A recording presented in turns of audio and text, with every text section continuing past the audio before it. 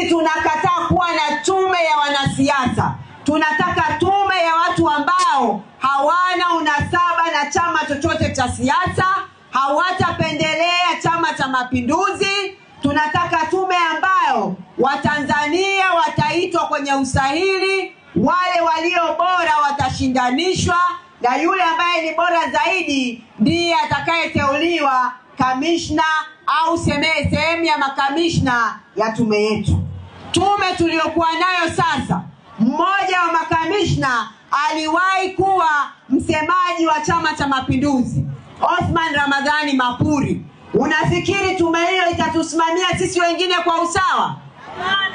Kwa hiyo tunaikumbusha na tunaitaka serikali kufuata sheria inavyosema, ili mchakato wa kuwapata makamishna uanze na tupate makamishna wasio na cheti au kadi ya chama chochote mfukoni kwao. Lakini swala la pili, tumewaona namna ambavyo wakurugenzi wa halmashauri wamemiminika kuchukua fomu kwenda kugombea nafasi za Chama cha Mapinduzi.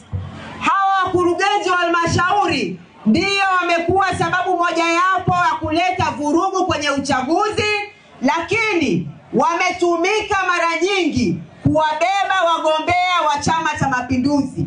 Wametumika mara nyingi kuwanyanyasa mawakala wa vyama vya upinzani, na wametumika kuhakikisha kwamba wanawakata wagombea wa upinzani.